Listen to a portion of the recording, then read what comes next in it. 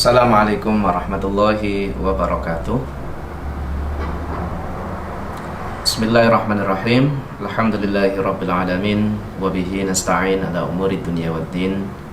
Salatu wassalamu ala asyrafil anbiya'i wal mursalin sayyidina wa maulana Muhammadin wa ala alihi wa sahbihi ajma'in.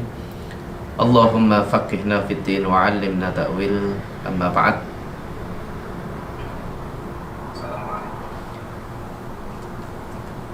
Jamaah sahabat muslim semuanya yang dirahmati oleh Allah dimanapun berada, khususnya para sahabat Hirmaya dimanapun kalian berada, yang sedang menanti waktu berbuka tiba ya. Kita hari ini alhamdulillah hampir menuntaskan hari ke-28 dari bulan Ramadan ini. Artinya tinggal besok ya, dan besok sore ada sidang isbat di Indonesia ya. Apakah nanti lebarannya itu hari Jumat atau hari Sabtu ya, kita tunggu besok sore.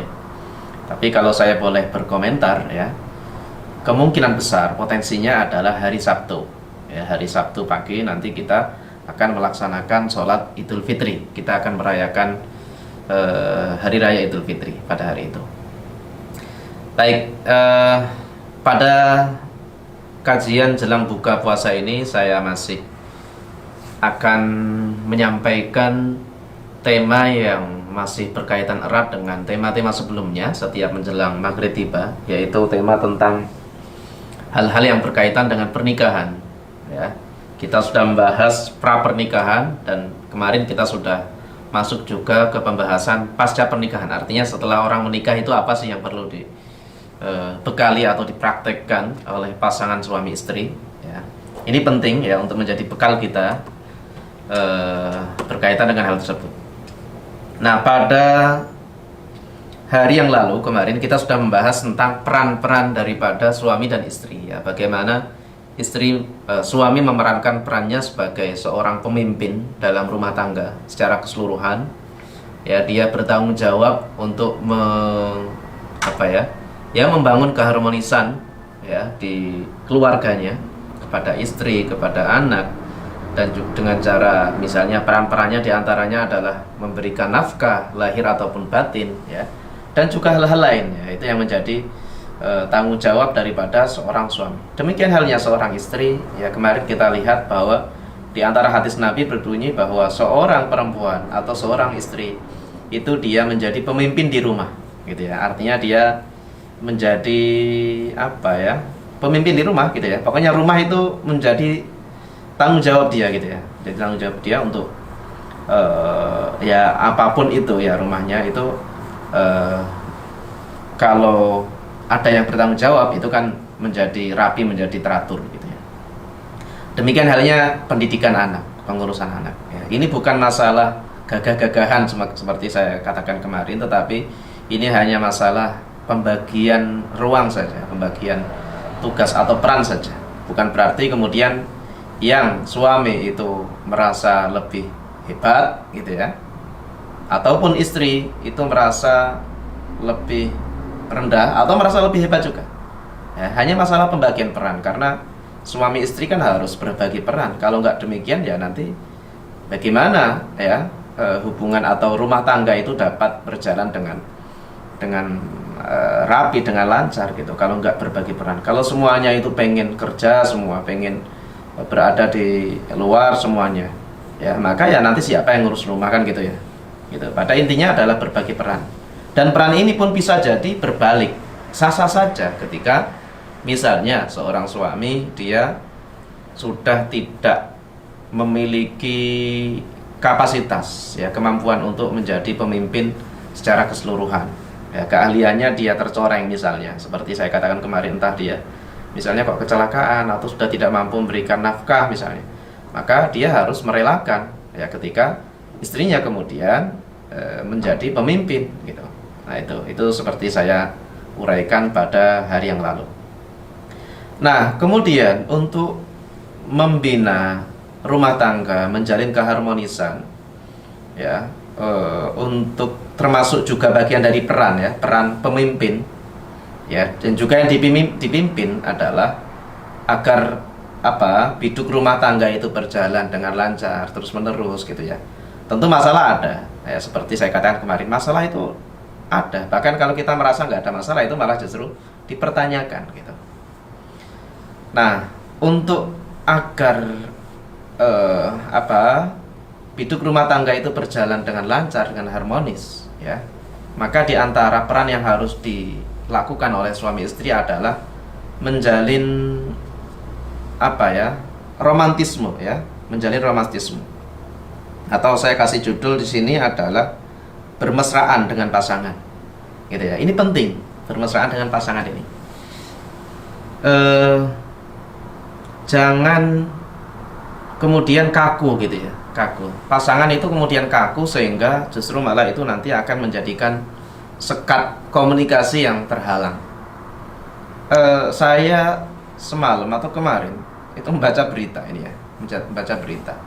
Meskipun ini tidak bisa jadiin sebagai gambaran ya. Ada salah seorang pemudik ya, naik motor ya, sepasang suami istri dengan anaknya naik motor. Kemudian istrinya ya, itu tertinggal di Brebes ya, kemarin beritanya itu. Tertinggal di Brebes. Sementara sang suami itu naik motor sudah sampai hampir di Pekalongan ya. Betapa jauhnya itu ya, antara Brebes ke Pekalongan, karena melewati Tegal, melewati Pemalang gitu. Yang terngiang-ngiang di kepala saya itu kok bisa gitu ya.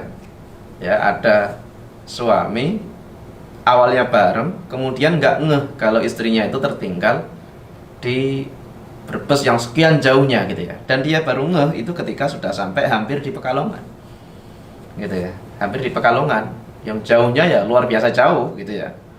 Akhirnya sang suami itu balik ke Brebes karena dia ditelepon gitu, dikasih tahu ya. Ketika sudah ngehnya itu karena anaknya kemudian nanya, mana ibu gitu.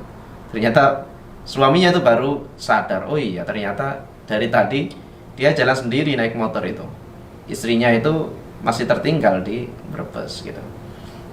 Nah ini bukan jadi gambaran tadi ya, cuman yang saya jadi pertanyaan saya atau jadi ya lucu saja gitu ya, itu adalah apa yang nggak ada obrolan gitu ya di sepanjang jalan itu.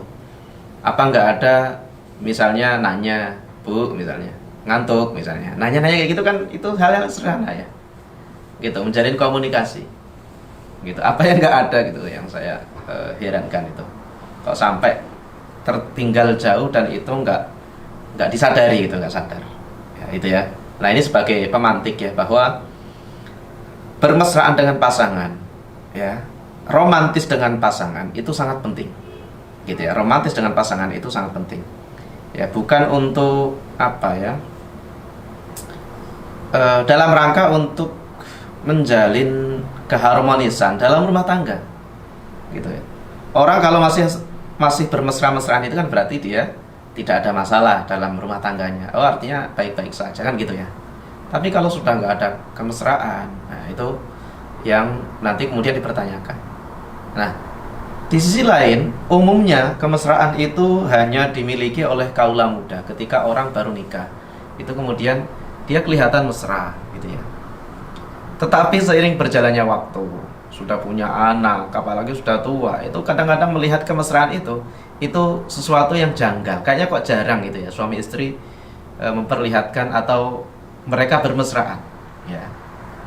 Padahal ya seharusnya itu ya jangan terlebur oleh waktu ya. Sepasang suami istri itu meskipun sudah tua misalnya ya, sudah lanjut usia, tetap harus bermesraan itu harus selalu dimunculkan gitu ya kepada pasangannya masing-masing gitu. Nah itu pula yang dapat kita tengok dalam hadis Nabi ya. Pada sore hari ini kita lihat ya, bagaimana contoh misalnya Nabi ini memperlihatkan kemesraan gitu ya bersama istrinya.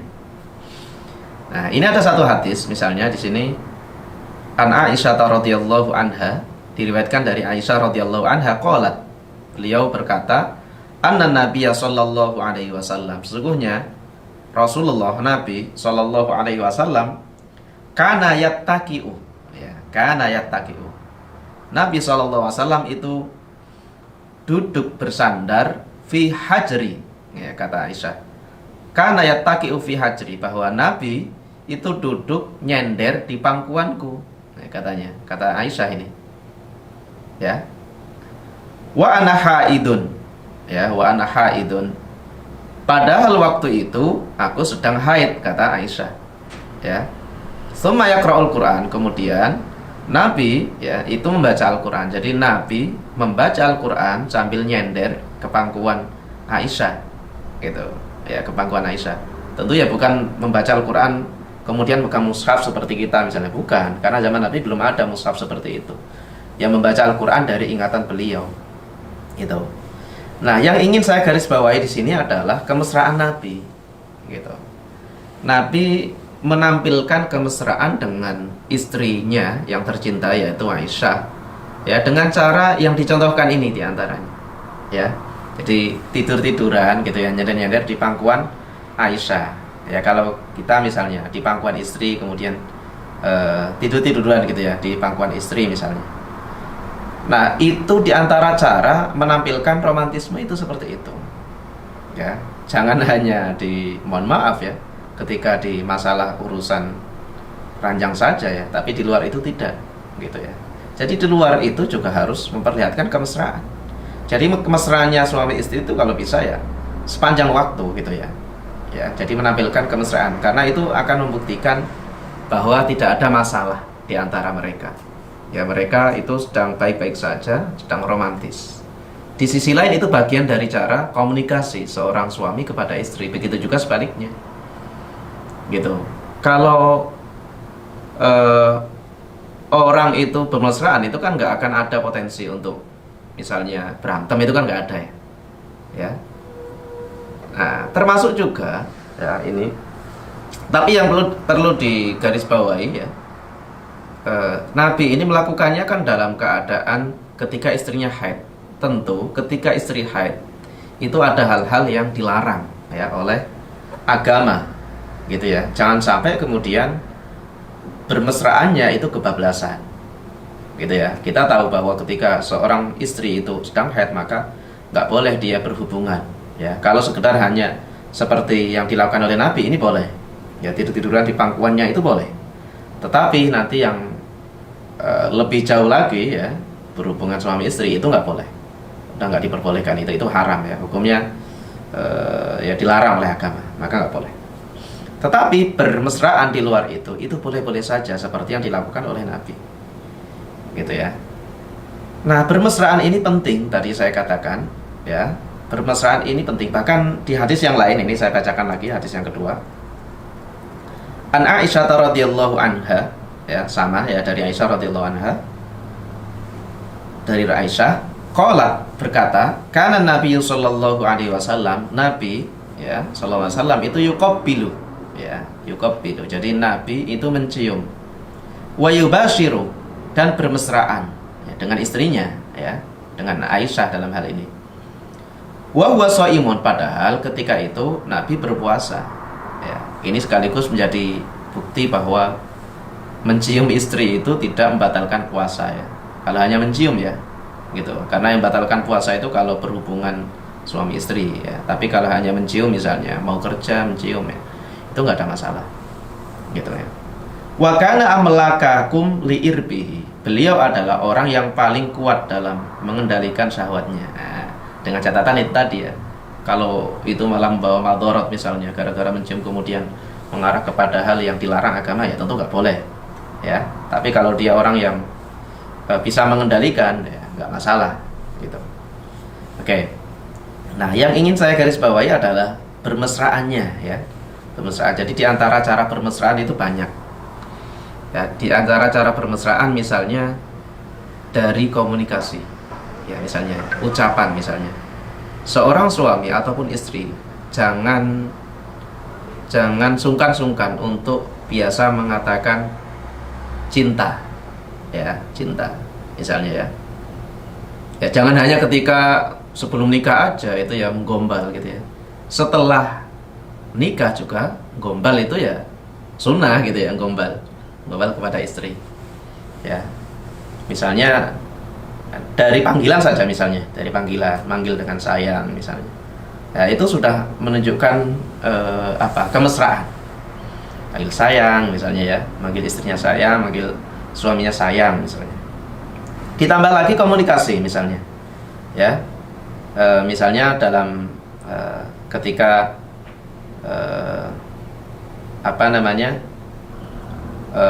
lagi santai misalnya nih, lagi santai misalnya, kemudian bilang I love you misalnya, nggak apa-apa seperti itu, halal kok. Nah, itu biar menambah hubungan suami istri itu menjadi makin hangat gitu kalau seperti itu ya. Atau misalnya memuji istri, demikian halnya istri memuji suami juga misalnya. Misalnya habis mandi misalnya dipuji, cantik deh gitu misalnya ya. Nah itu juga itu sunnah gitu ya. Itu dalam rangka untuk membangun romantisme tadi, kemesraan dari segi melalui komunikasi gitu ya. Komunikasi tentu juga ucapan-ucapan yang lain, yang ngobrol-ngobrol itu juga bagian dari itu ya, dari komunikasi. Jangan kemudian diem-dieman misalnya, nggak ada obrolan kalau nggak penting, udah gitu ngobrol tanpa ekspresi lagi, kadang-kadang nggak ada senyum-senyumnya. Nah itu kan dapat menimbulkan masalah. Orang kalau sudah senyum itu pasti nggak akan ada amarah gitu ya kalau dalam senyum. Makanya itu bagian dari cara komunikasi kita. Jadi sering-seringlah berkomunikasi. Misalnya kalau malam hari itu lagi santai mau tidur ya ngobrol santai saja ya, ngobrol santai saja. Apa yang sedang dilakukan hari ini misalnya, ada masalah atau tidak gitu ya. Nah itu istri ataupun suami itu bisa menjadi tempat keluh kesah ya. Suami bisa terbuka, istri juga bisa terbuka ya. Ketika ada masalah orang lain dia menyampaikan, siapa tahu nanti pasangan itu punya solusi misalnya. Atau misalnya cara komunikasinya misalnya, dia seorang suami, dia mencari nafkah tapi nafkahnya misalnya belum seberapa misalnya. Ya, kepada istri ya tetap dia mengkomunikasikan ya, mohon maaf istri misalnya, mohon maaf sayang, saya hanya baru bisa memberi nafkah sekian misalnya gitu ya. Kalau itu disampaikan dengan cara-cara yang baik, tentu nanti istri itu akan bisa memberi pengertian itu dengan enak pasti gitu ya, dan itu akan dimaklumi gitu ya, dan itu justru akan menambah kehangatan rumah tangga ya, daripada misalnya tanpa komunikasi. Sekalinya komunikasi tanpa ekspresi misalnya, nah, itu kan nggak baik gitu. Jadi itu penting ya, membangun komunikasi dalam rangka untuk bermesraan ataupun membangun romantisme ya suami istri. Karena kadang-kadang yang dibutuhkan oleh istri ya itu adalah perhatian, dan perhatian itu diantaranya adalah melalui melalui komunikasi tadi ya. Nah, sebagai contoh lagi misalnya ya, ini perhatian, hubungannya dengan perhatian, karena perhatian ini berhubungan dengan komunikasi tadi ya. Ketika seorang istri misalnya ya, istri itu senang kalau dipuji-puji misalnya, dipuji, meskipun mujinya bisa jadi gombal ya, tidak sesuai dengan faktanya misalnya, tapi pujian itu menunjukkan ya perhatian gitu, dan itu penting ya untuk dijadikan sebagai bumbu-bumbu ya, bumbu-bumbu dalam rumah tangga untuk membangun keharmonisan gitu. Atau misalnya lagi ada masalah dikit, lagi baper misalnya, lagi baper ya, kemudian ada sedikit berantem gitu misalnya, suami istri sedikit cekcok gitu ya. Suami jangan kemudian menambah masalah dengan meninggalkan dia ya, atau ngata-ngatain apalagi ya. Kadang-kadang ketika dalam kondisi lagi nggak srek kayak gitu ya, lagi ada masalah, lagi agak berantem gitu, kadang-kadang dibutuhkan istri itu malah justru perhatian suami gitu ya. Coba praktekkan saja ini ya, yang sudah bersuami dan beristri misalnya, ketika lagi ngambek misalnya istrinya ya, jangan kemudian malah ditinggal atau dikata-katain, tetapi coba dekatin, dipeluk gitu ya. Itu saja. Nah, kemudian sampaikan maaf. Nah, itu saja, itu sudah bikin dia kelepek-kelepek gitu ya, kelepek-kelepek. Karena bagaimanapun kadang-kadang itu ada keadaan, apalagi kalau sudah punya anak misalnya ya, atau banyak kerjaan misalnya di rumah ya, itu kadang-kadang bisa membuat apa ya, membuat mood istri itu hilang gitu ya, kadang-kadang seperti itu, dan itu wajar, suatu yang wajar. Maka suami itu juga harus pintar menjaga rasa gitu ya, harus pintar-pintar menjaga rasa, harus peka itu. Meskipun kemarin saya bilang suami itu agak susah gitu dalam hal peka, lebih pintaran istri, tetapi juga harus apa ya, belajar gitu ya untuk bisa peka gitu. Itu harus dibangun terus hal semacam itu gitu. Ini demi keharmonisan dalam rumah tangga ya, itu harus dibangun terus menerus gitu. Jadi jangan sungkan-sungkan untuk menampilkan keharmonisan, menampilkan kemesraan ya. Nah, jangan lupa juga misalnya untuk melakukan me time berdua ya, me time ya, ya tadi misalnya istilahnya apa ya, kalau sebelum tidur itu pillow talk ya, pillow talk. Jadi ngobrol ya, ngobrol dari hati ke hati di malam hari sebelum tidur misalnya gitu. Apalagi nanti misalnya seorang istri meminta ridho suami, seorang suami juga misalnya meminta maaf kalau ada salah misalnya, itu kan luar biasa kalau bisa seperti itu, apalagi kalau itu setiap hari gitu. Nah, itu diantara cara-cara komunikasi dalam rangka perhatian dan membangun romantisme. Dari segi perilaku juga sama ya. Misalnya nih, seorang suami mau berangkat kerja ya, berangkat kerja, maka diantara cara menampilkan romantisme, kemesraan itu adalah misalnya nih, seorang istri ya, dia di rumah menjaga rumah, maka kemudian mengantarkan sampai ke depan rumah, itu mengantarkan ke depan rumah, kemudian sungkem gitu ya, salam. Nah, itu kan luar biasa kalau seperti itu, sungkem ya. Nanti ketika pulang dari kerja misalnya di sore hari, pasti suami itu capek ya, capek itu ya butuh senyuman istri gitu ya, bukan malah pulang itu udah wajahnya cemberut, kemudian bau dapur misalnya ya. Gak apa-apa dapur, itu menunjukkan dia ke dapur ya, tetapi cemberutnya itu dihilangkan. Jadi menyambut di depan rumah ya, kemudian ditawarin mau apa sayang misalnya ya, mau dibuatin teh atau diambilkan minum misalnya ya. Lalu kemudian kalau dia bawa tas, diambil tasnya, ditaruh di tempat yang sepatutnya, selayaknya gitu misalnya. Nah, itu kan hal-hal yang kayaknya ya sebenarnya kayak remeh gitu, ringan gitu, tetapi kalau itu dilakukan oleh seorang istri, itu dapat menghangatkan atau mencairkan keadaan ya, dapat mencairkan hubungan itu, sehingga hubungan itu akan selalu hangat terus, hubungan itu akan selalu romantis terus gitu ya. Dan itu jangan hanya ketika di awal-awal saja gitu ya, bahkan justru semakin hari ya, itu harus terus dibangun dibangun romantisme itu, kemesraan itu gitu. Dan jangan sungkan-sungkan untuk melakukannya suami istri gitu ya.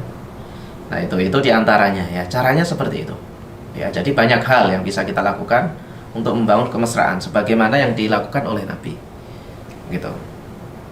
Nah, istri juga misalnya dia masak gitu, itu kan bagian dari cara untuk mesrakan gitu ya, mesra nanti.